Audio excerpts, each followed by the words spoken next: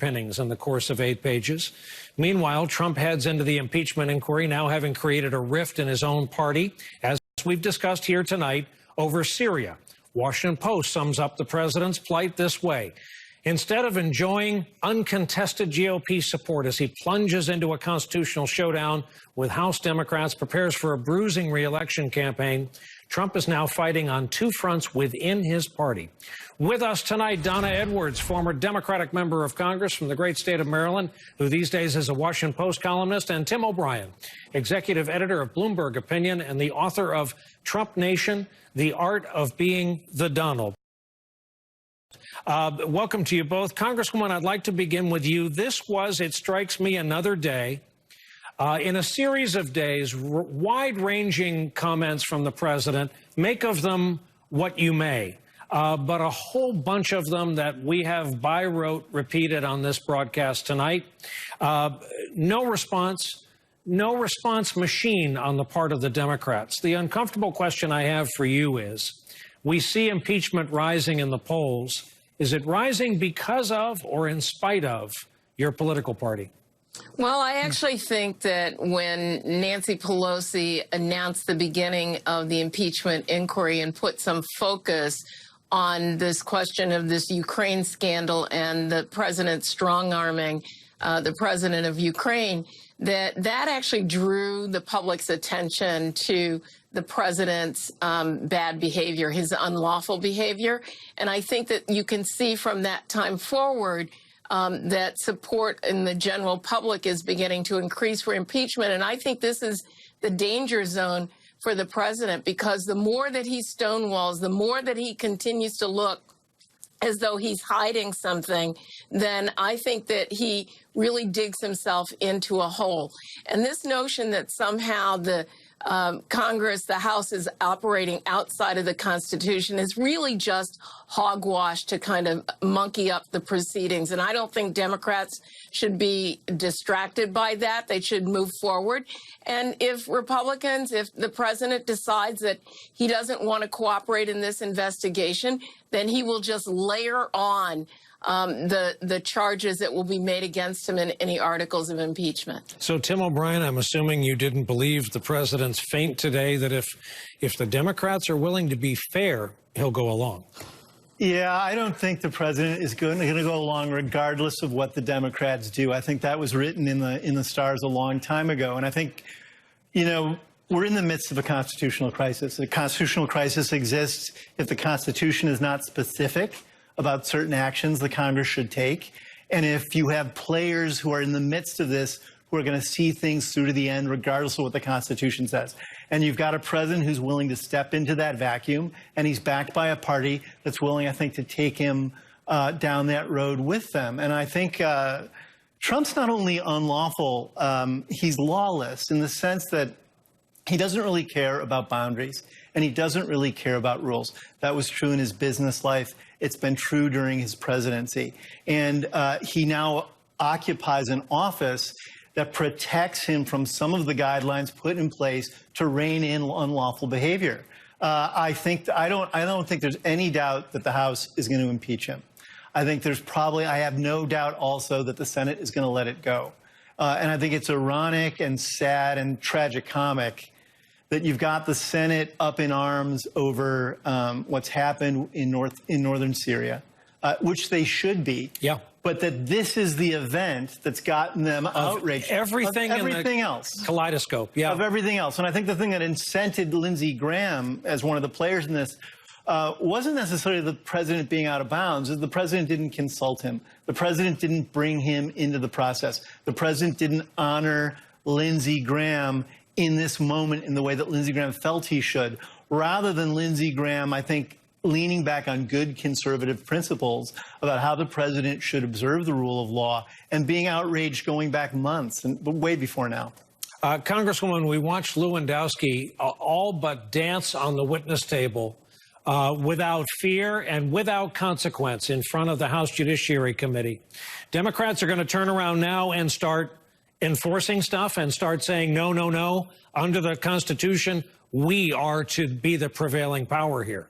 Well, I do think that Democrats have some control over this process. And, you know, I've been very critical of the way that some of these hearings have been conducted. I think if there are going to be public hearings, then, you know, Democrats need to really focus on having a single, you know, skilled litigator asking questions of the witness so that Lewandowski would not be able to get away with the kinds of things that he did when you've got this, you know, partisan back and forth going on in the committee. So Democrats have control of the process. And I've said before that I think that Speaker Pelosi needs to own this process because it will define them. And I think that she has been. And now the question is how you get from here to there in short order, but very efficiently and doing the work to ensure that there are articles of impeachment. And frankly, it doesn't matter to me if the Senate chooses not to remove this lawless president. The act of impeaching the president is important enough to say, you know what, the president may not follow boundaries, but the American people have boundaries. Both of our guests have kindly agreed to stay with us over a break. And when we come back, two candidates struggling with two big obstacles in their campaigns. We heard from them both today. We'll have that when we come back. The problem with traditional cotton sheets is that they trap heat and moisture. That's not how you get a great night's sleep. So we invented Sheik's Performance Bed Sheets, which can do all the things that cotton can't. You sweat a little bit every single night, and Sheik's will help keep you cool. In this steam demonstration, you can see how Sheik's breathes 10 times better than cotton, releases heat, and wicks moisture to keep you dry as you sleep. Cotton definitely can't do that. Sheik's are as soft as you can imagine. They're just incredible. I've never felt a sheet that soft before. We guarantee Sheik's will be the best sheets you'll ever own. Call or go to TrySheets.com now to sleep better every night. Order your Sheik's Performance Sheet Set in your choice of size and color. You'll get 25% off when you use the promo code on your screen, plus 2 additional pillowcases free. That's a total savings of up to $100. Sleep on Sheik's for 30 nights, and if you're not satisfied, we'll give you a full refund. Go online now and see how Sheik's deliver the ultimate deep sleep experience. Hi, I'm Amy Simon. What if I told you you could instantly get rid of bags and dark circles under your eyes and get amazing results like these? Well, today we're going to show you what everyone on social media is buzzing about. It's called Derma RPX, and our anti-aging skincare expert Leslie Nufusi says this is the one you have to have. Thank you, Amy. Before I say a word, I'm going to let the real results speak for themselves. Look how the sagging, the bags, and even the dark circles are no longer there. So what's the secret? It's not just one, but a breakthrough combination of skin-tightening minerals that actually diminish the bags, cover the dark circles, and tighten the skin, all in as little as 5 minutes. I was so surprised. I mean, the first time I looked at the picture, like, it looks like me 15 years ago. And it works. Works exactly as they say. I've been looking for something for years that would do that. I went back like 20 years. I need to start using it. And you can use Derma RPX for fine lines, wrinkles, crow's feet, and forehead lines. Plus, it's perfect for a more youthful looking neck and décolleté. Okay, and we do this before or after makeup? On clean, dry skin, and then you can apply your makeup over it. It will actually help your makeup go on smoother because there's no caking under the eyes. Call or go online to get your 1-month supply of Derma RPX for the special introductory price of just $19.99. We're so sure that Derma RPX will be the best wrinkle removal cream that you've ever used, that it comes with a 90-day money-back guarantee. But to make this the best wrinkle removing offer on TV, we're going to double it and give you a second month supply of Derma RPX absolutely free. And here's the best part. We'll ship it to you free. You get a 2-month supply of Derma RPX and free shipping. An incredible offer. To order, call 1-800-211-5080. That's 1-800-211-5080, or order online at buydermarpx.com.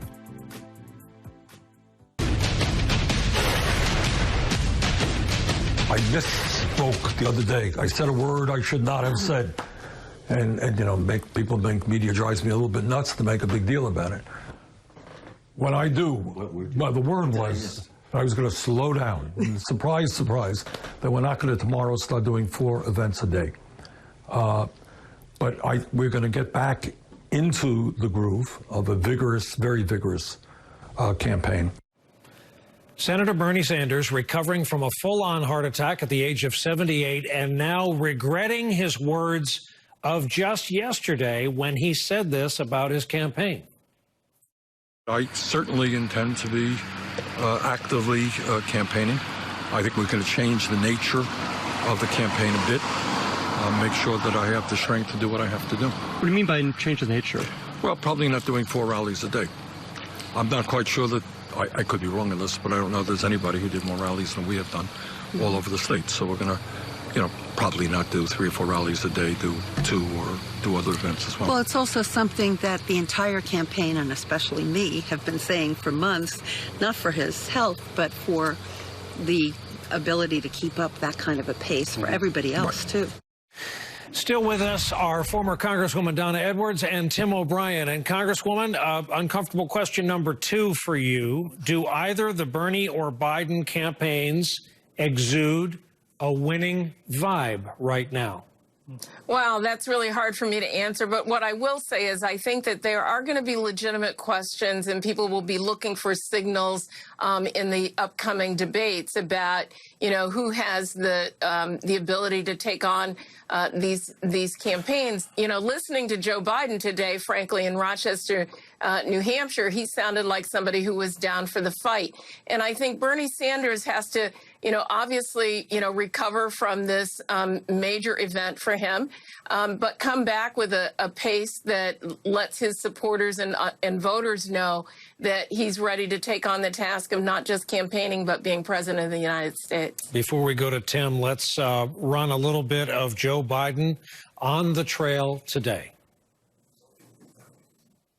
In full view of the world and the American people, Donald Trump has violated his oath of office, betrayed this nation, and committed impeachable acts. To preserve our Constitution, our democracy, our basic integrity, he should be impeached.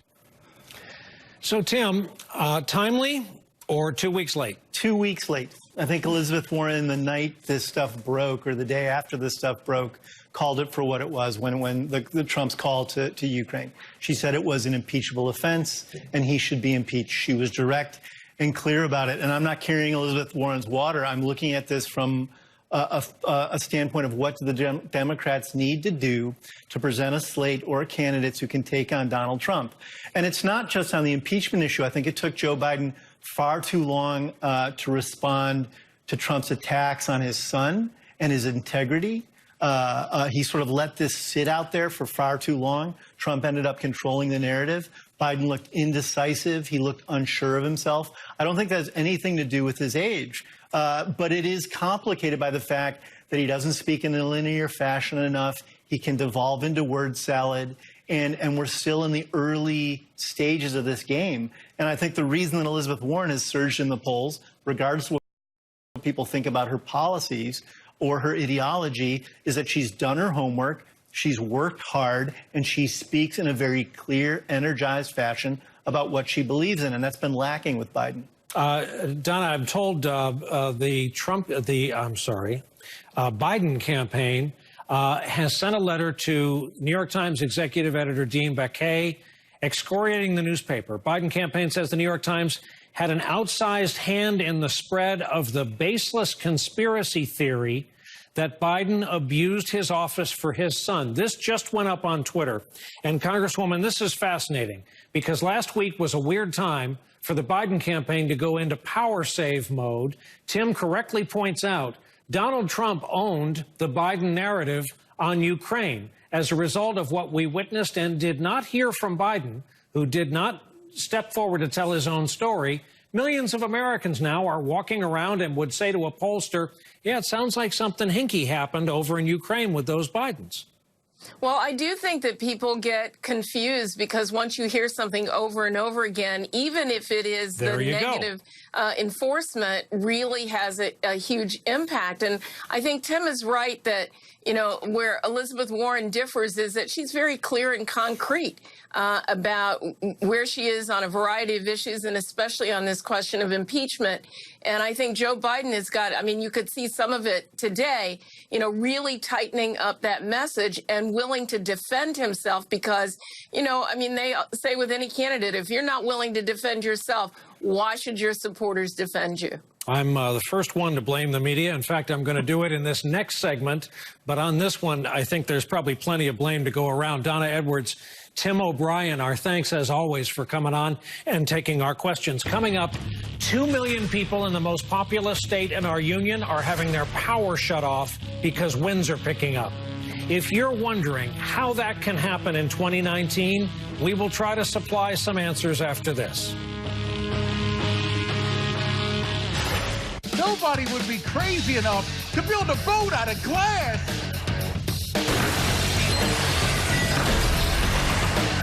But I would, using these heavy glass panels and only flex glue clear.